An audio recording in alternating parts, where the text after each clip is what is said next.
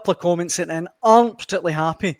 Stephen says Denmark's emphatic win in Greece re-emphasised just what a very satisfying point Scotland got at Denmark. But I believe Steve Clarke should have given Kieron Bowie his chance, as it would have been an ideal opportunity to test him at international level. The fact he didn't even get minutes off the bench was really disappointing. Kevin says, great start for Scotland, 4 points away. But if we can't give up-and-coming players even 10 minutes in a game v Belarus, we'll go nowhere though. Mark says, I think if he says they can take points against Denmark, he also says we'd be a shoo-in if we had a striker. And just finally, Scott says the game's horrible, forgot how bad it was without fans. That's very true. But Kieron Bowie, guys, I mean, Swanee, did you think he would get time, and were you sad to not see him get time? There's two sides to this. Steve Clarke, with his team selections, clearly got it right. He opted to play with two up in Denmark. There was a reason for that. Obviously, Scott McTominay, there was a bit of debate there. There was a wee bit more withdrawing, but the system that the manager wanted to go with, that he thought would be best to neutralise the Danes, worked. So you can't argue on that front.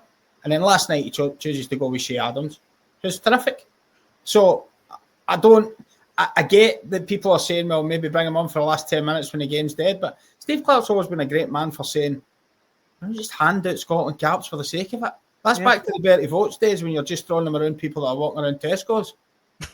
you know, caps have to be earned, and if Steve Clarke didn't think it was right to bring him on, then I don't think that's a big deal. Listen, Kieron Bowie's not going anywhere, and Kieron Bowie, it looks like a tremendous talent, and there is no doubt he's going to be a big part of Scotland's future if he continues on the same career path that he is. But I wouldn't be getting overly upset about the fact that he didn't come on for the last 10 minutes in Belarus. People say, come on for the last 10 minutes and get him some international experience. What experience? What?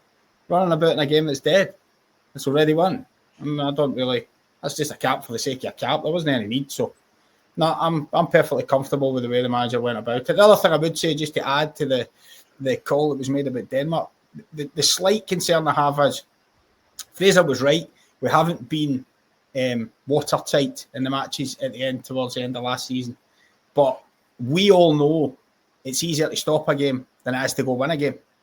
Now, the way Scotland played in Copenhagen, I'm not sure they'll be able to play like that at Hampden, because you probably have to come out and try and win the game. And that's where your issue is. I didn't see the game between Greece and Denmark, but you can be pretty sure that the Greeks, having scored 5 in the game before, probably went out and went after Denmark and probably left some spaces which the Danes exploited. Now, that would be my biggest concern for the return game. But listen, Fraser's right. No negatives just now, but whether Steve Clarke would choose to play the same way, and listen, that might be the wise way to play it when Denmark come to Hampden and actually play them the same way you played them in Copenhagen.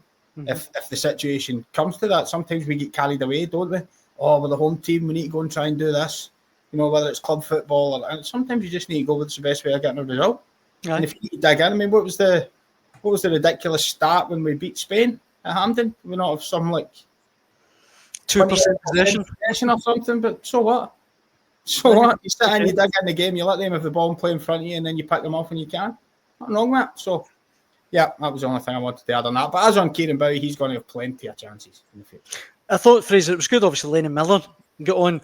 Hoopsaholic says Bowie and Lennon should have had half an hour each. But what did you think of Kieron Bowie not getting on? I would have liked to have seen him come on instead of Lyndon Dykes, but Craig's right. For what reason? I don't know, just because I'm a fan, and I would have liked to have seen him. Lyndon Dykes got his big moment in Denmark, just for something different, but it doesn't matter. And I tell you what, Hibs will be delighted to get him back in one piece, you know, because of what happened when he went in under 21 duty after they just shelled out the gutsy £800,000 on him last summer. He came back and basically missed the majority of the season. Well, did miss the majority of the season. Basically missed the whole season. Certainly wasn't up to speed by the end of the season, so they will be delighted.